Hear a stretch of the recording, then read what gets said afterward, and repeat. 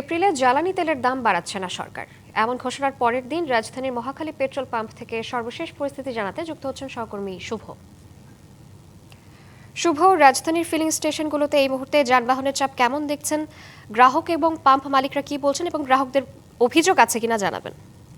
জি শ্রাবন্তী, আসলে একদমই সকাল 8টা বাজে এই মুহূর্তে রয়েছে রাজধানীর মহাখালীর একটি গুলশান সার্ভিস স্টেশন, যেখানে আসলে অকটেন ডিজেল পেট্রোল দেওয়া হচ্ছে। দেখতেই পাচ্ছেন যে আসলে সকাল থেকে আসলে এই পাম্পটিতে কয়েকদিন আগেও সকাল 10টার পরে ভোক্তারা আপনার তেল পেয়েছে।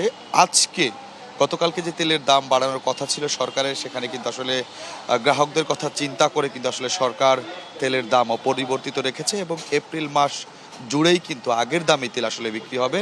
সকাল থেকে এত সকালে আসলে শ্রাবন্তী দুটি পাম্প, সরকারি দুটি পাম্প বাদে আসলে কোনো পাম্পই আসলে তেল দিতে দেখিনি বিগত বেশ কিছু দিনে।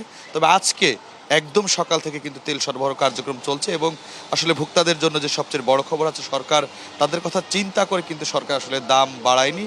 এবং আপনি জানেন যে আসলে তেলের চাহিদা কমাতে এবং স্কুলগুলোতেও কিন্তু আসলে 3 দিন অনলাইনে ক্লাস করার যে একটি সিদ্ধান্ত, সেটিও কিন্তু সরকার নিয়েছে, যদিও এটি এখনও বাস্তবায়িত হয়নি, হয়তো হয়ে যাবে। সব কিছু মিলিয়ে এই মুহূর্তে মহাখালী ফিলিং স্টেশনের যে স্টেশনটিতে রয়েছে, এখানে প্রচুর প্রাইভেট কার এবং বাইক রয়েছে। তারা কিন্তু একদমই সকাল থেকে আসলে এত ভোর থেকে বিগত দিনে কিন্তু আসলে তেল তারা পায়নি।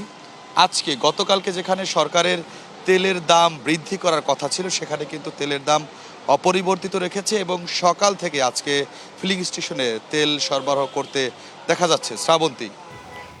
শুভ, আপনাকে ধন্যবাদ। নগদ নিয়ে এলো হার না মানা হার অফার। সর্বনিম্ন 10,000 টাকা রেমিটেন্স নগদে পাঠালে থাকছে স্বর্ণের হার জেতার সুযোগ।